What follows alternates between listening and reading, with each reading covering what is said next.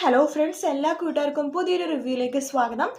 അങ്ങനെ നമ്മുടെ വിക്രത്തിന് വേണ്ടിയിട്ടുള്ള എല്ലാ കാര്യങ്ങളും സരയും ഷാരിയും ചെയ്തു കൊടുക്കുവായിട്ട് വക്കീലിനെ വെച്ച് കൊടുക്കുക. അതുപോലെ തന്നെ കോടതിയിൽ വേണ്ട ബാക്കിയുള്ള ചിലവും കാര്യങ്ങളും എല്ലാം തന്നെ ചെയ്തു കൊടുക്കുന്നത് സരയും ഷാരിയും കൂടിയിട്ടാണ്. അതിനുശേഷം കല്യാണി കിരണിനോട് പറയുന്നുണ്ട് വിക്രത്തിന് ഈ വക്കീലിനെ വെക്കാനുള്ള പൈസയും അതുപോലെ തന്നെ കേസായിട്ട് മുന്നോട്ട് പോകണമെന്നുള്ള കാര്യങ്ങളൊക്കെ പറഞ്ഞത് ഈ ഷാരിയും സരയും കൂടിയിട്ടാണെന്ന് പറയുവാണ്. ഇത് കേൾക്കണ കിരണിന് വല്ലാതെ ദേഷ്യം തോന്നുവാണ്.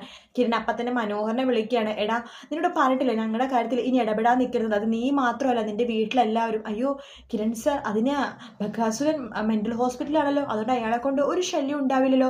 അയാളെ കൊണ്ടല്ല ശല്യം, നിന്റെ ഭാര്യയെയും ഭാര്യയുടെ അമ്മേനെയും കൊണ്ട ശല്യം എന്ന് പറയുവാണ്.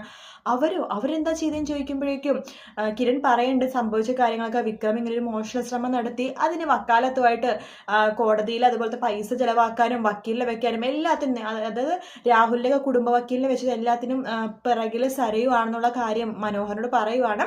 നിന്റെ ഭാര്യ ഇങ്ങനെ ചെയ്തതിന് നിനക്കാണ് ഫുൾ ഉത്തരവാദിത്തമുള്ളത്, ഇതിനുള്ള ശിക്ഷ നീ അനുഭവിച്ചിരിക്കുമെന്ന് പറയുമ്പോൾ മനോഹർ പറയണ്ട, അയ്യോ ഞാനൊന്നും ചെയ്തിട്ടില്ല കിരൺ സാർ, ഞാൻ അങ്ങനെ ചെയ്യുമെന്ന് കിരൺ സാറിന് തോന്നുന്നുണ്ടോ? എന്തായാലും അവരിനി വിക്രത്തിനെ സഹായിക്കാനൊന്നും പോവില്ല, അത് ഞാൻ സാറിന് തരുന്ന ഉറപ്പാണ്.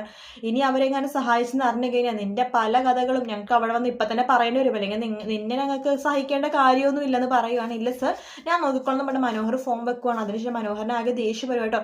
മനോഹർ പറയുന്നുണ്ട് നിങ്ങളുടെ കയ്യിൽ പൈസ ഇല്ലല്ലോ, പിന്നെ വിക്രത്തിനെ സ്റ്റേഷനിൽ നിന്ന് ഇറക്കാനും അതുപോലെ തന്നെ ജാമ്യത്തിൽ എടുക്കാനും വക്കീൽ വെക്കാനൊക്കെ നിങ്ങളുടെ കയ്യിൽ എവിടെ പൈസ എന്ന് പറയുമ്പോൾ ഷാരി പറയേണ്ടത് അത് കല്യാണം ഒരു ദിവസമെങ്കിലും ജയിലിൽ കിടക്കാൻ വേണ്ടി മോളുടെ 2-3 പവൻ സ്വർണം വിറ്റതാണെന്ന് പറയുമ്പോൾ മനോഹരനാകെ ദേഷ്യം പറയണം. സരയു, നിന്റെ ഞാൻ പലവട്ടം പറഞ്ഞിട്ടുണ്ട് നിന്റെ കള്ളത്തരവും എല്ലാം തന്നെ നീ മാറ്റണമെന്ന്. ഇനി ഇങ്ങനത്തെ സ്വഭാവമാണെങ്കിൽ ഞാൻ നിന്നെ എങ്ങനെ അമേരിക്കയിൽ കൊണ്ടുപോകും എന്നിങ്ങനെ പറയുവാട്ടോ. നിന്റെ മുമ്പ് ഞാനൊരു താക്കി തന്നാണ്, ഒരു കുഞ്ഞിനെ കൊണ്ടുവന്നിട്ട് എന്നെ പറ്റിക്കാൻ നോക്കിയപ്പോൾ തന്നെ നിന്നടുത്ത് പറഞ്ഞു, ഞാൻ ഒരു അപ്പുറത്തെ വീട്ടുകാരെ തോപ്പിക്കാൻ വേണ്ടി ഒരു പരിപാടിക്കും നിൽക്കരുതെന്ന് പറഞ്ഞിട്ട് നമ്മുടെ മനോഹർ ആകെ പൊട്ടിത്തെറിക്കും കേട്ടോ.